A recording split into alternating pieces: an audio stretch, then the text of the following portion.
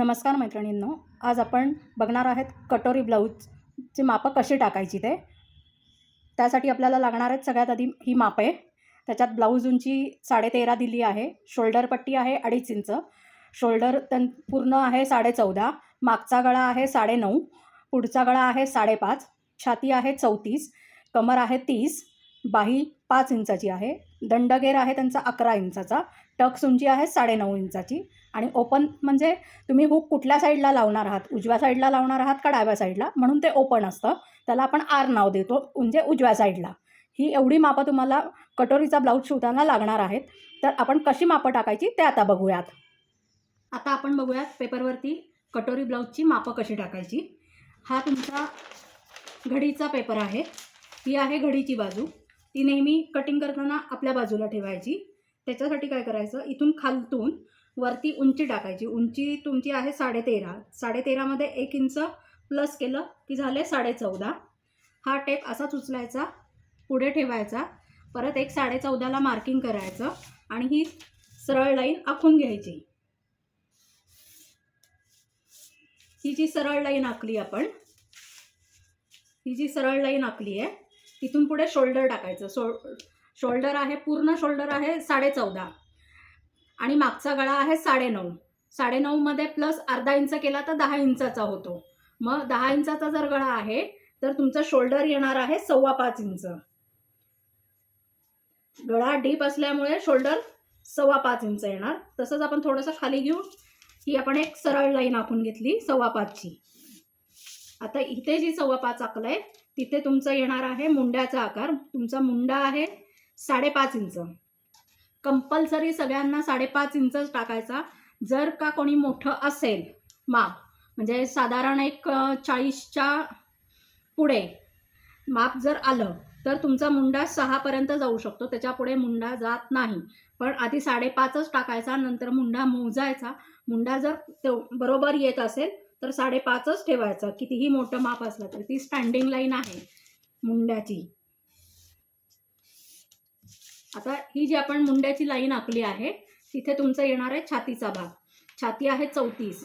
आता 34 आहे तर 34ला 4ने भागायचं म्हणजे चौथा भाग निघतो. 34चा चौथा भाग जर केला तर तो येतो 8.5 इंच. इथे 8.5ला मार्किंग करायचं. त्याच्यापुढे 1.5 इंच तुमचं शिलाई मार्जिन घ्यायचं. इथे खाली कमरेचं माप येणार आहे. तुमची कंबर आहे 30 इंच. 30चा चौथा भाग केला तर तो येतो 7.5 इंच. पाठीमागच्या भागाला टक्स असतो, त्याच्यासाठी आपण 1 इंच जास्तीचा देतो आणि परत त्याच्यापुढे 1.5 इंच तुमचं शिलाई मार्जिन घेतं.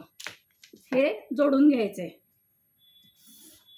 तुम्ही सुरुवातीलाच हे अशा सगळ्या लाईनी मारून घेतल्या ना की तुम्हाला कुठेही अडचण येत नाही. आता पाठीचा भाग आपला कधीही सरळ नसतो, थोडासा तो वरती गेलेला असतो. त्याच्यासाठी हे अर्धा इंच वरती घ्यायचं आणि ही मध्यापर्यंत सरळ तिरकी लाईन आखून घ्यायची.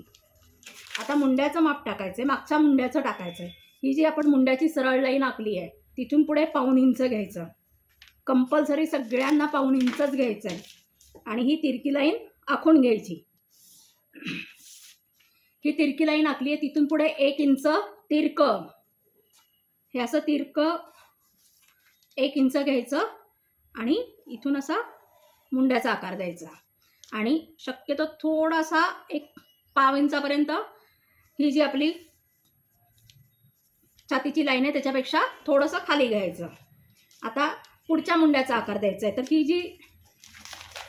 ही जी सरळ लाईन आहे आपली आखलेली, तिथून पुढे 1.25 इंच घ्यायचं आणि तिथून पुढे पुढच्या मुंड्याचा आकार द्यायचा. हे बघा तुम्हाला दाखवते मी. हे असा मुंड्याचा आकार येणार आहे. इथपर्यंत कळालं. आता गळा रुंदी नेहमी इथे तुमचं शोल्डरचा पॉईंट आहे, तिकडनं इकडे आपल्या बाजूला आपण मापं टाकतोय म्हणून आपल्या बाजूला घ्यायची. शोल्डर पट्टी घ्यायची, गळा रुंदी नाही घ्यायची. शोल्डर पट्टी घ्यायची. शोल्डर पट्टी तुमची 2.5 इंच आहे. त्याच्यात शिलाई मार्जिन मिळवला तर तो 3 इंच झाला. इथं तुमचं माप किती आलंय ते महत्त्वाचं नाही आहे. खाली तुमचं इथून तुम्ही पुढच्या गळ्याचं माप टाकणार आहे. पुढचा गळा तुमचा आहे 5.5 इंच. त्याच्यामध्ये अर्धा इंच मिळवला की झाला 6 इंच. अर्धा इंच आपण शिलाई मार्जिंगसाठी मिळवतो, त्याच्यासाठी तो अर्धा इंच कंपल्सरी मिळवायचा.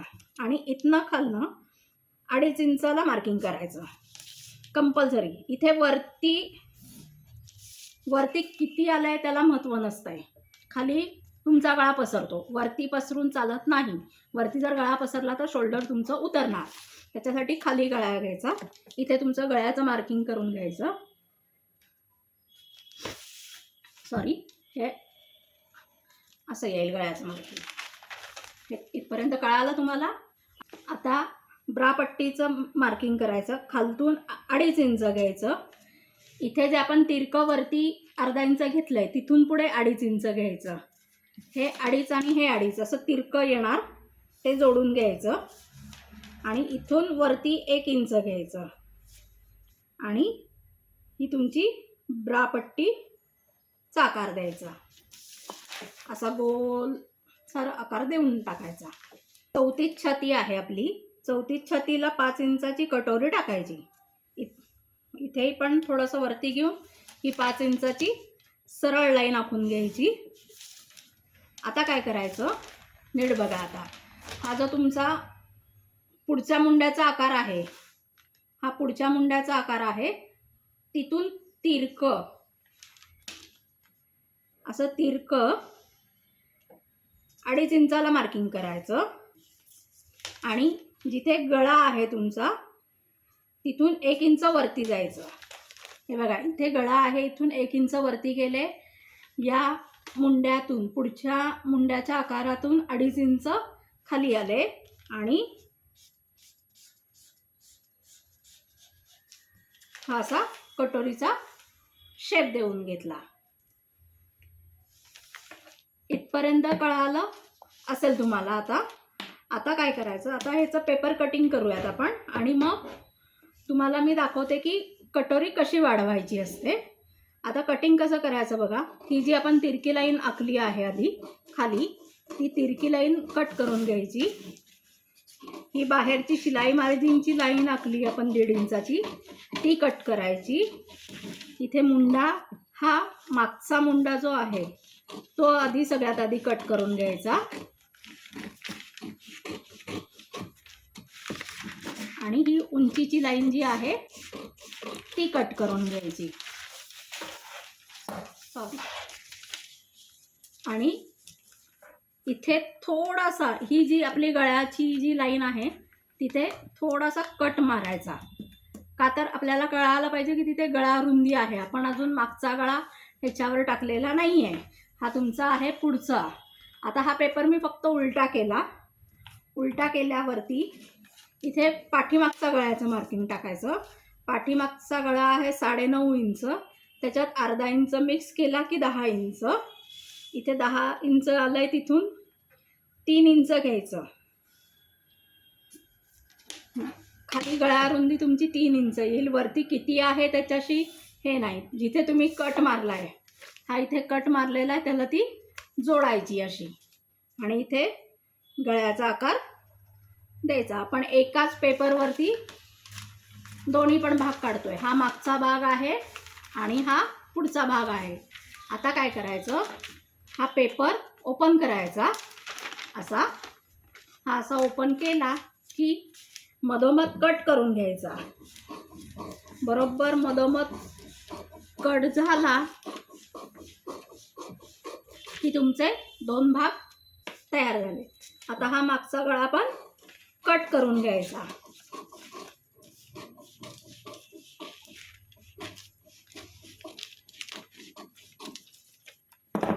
हे बघा, हा मागचा गळा कट केल्यावर हा तुमचा मागचा भाग तयार झाला. इथे आपण नाव देऊयात बी, म्हणजे हा तुमचा मागचा भाग तयार झाला. आता कटोरी कट करायची आपल्याला. तर आधी काय करायचं, ही खालची जी ब्रा पट्टी आहे जशी आखली आहे आपण तशीच कट करायची. हा पुढच्या मुंड्याचा आकार कट करून घ्यायचा.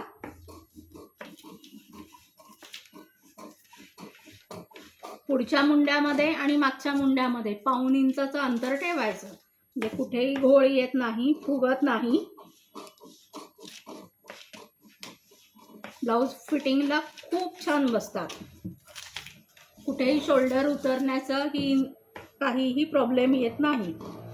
आता कटोरी कट करताना बघा, इथून थोडंसं मी एक साधारण 2-2.5 इंचापर्यंत सरळ आखून घेतली आणि तिथून थोडासा गोल आकार देऊन कट करून घेतली कटोरी.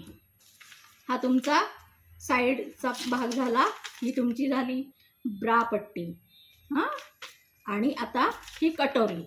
आता हे कटोरीचं माप आपल्याला वाढवायचं आहे. ते कसं वाढवायचं पेपरवरती ते मी तुम्हाला दाखवते. आता कटोरी आहे ही अशी पेपरवरती ठेवायची. खालनं 1.5 इंच मार्जिन पाहिजे, साईडने 1.5 इंच पाहिजे आणि ह्याच्या साईडने 1.5 इंच पाहिजे आहे. अशीच्या अशी ती आखून घ्यायची. जशी आपण आत्ता कट केली आहे तशी सेम आखून घ्यायची. त्याच्यात कुठलाही बदल करायचा नाही.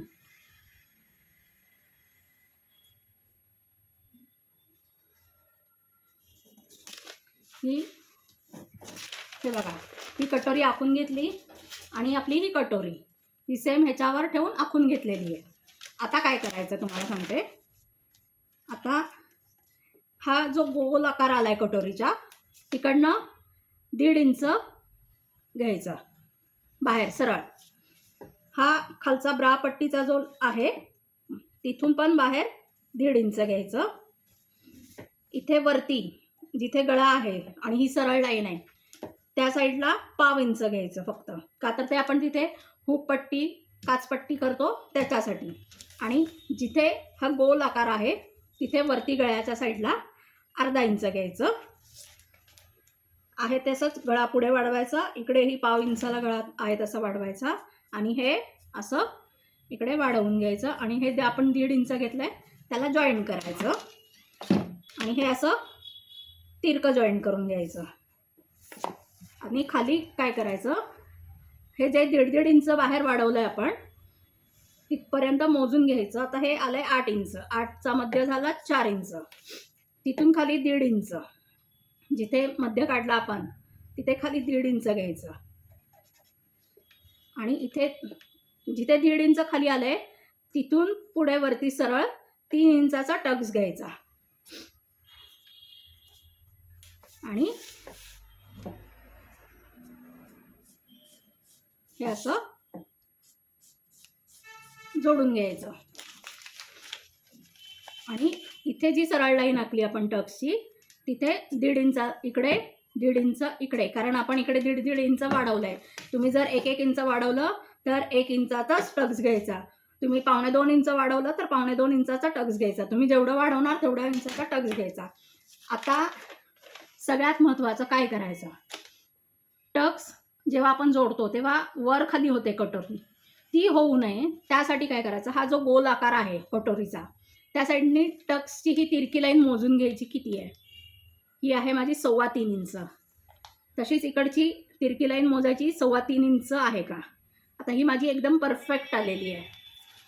मग तुमची जर का नसेल, आता माझी दोन्ही पण 3.25 इंच आहे, जर का तुमची नसेल इकडची 3.25 इंच तर तुम्ही थोडंसं खाली घ्यायचं आणि ह्या मध्यापासून हा मध्य आहे तिथून घेऊन हे असं जोडून घ्यायचं. जर का नाही आलं तुमचं सेम तर असं जर केलं तर तुम्ही तुमची कटोरी जोडल्यानंतर कुठेही वर खाली होत नाही. आणि मग ही कटोरी कट करून घ्यायची.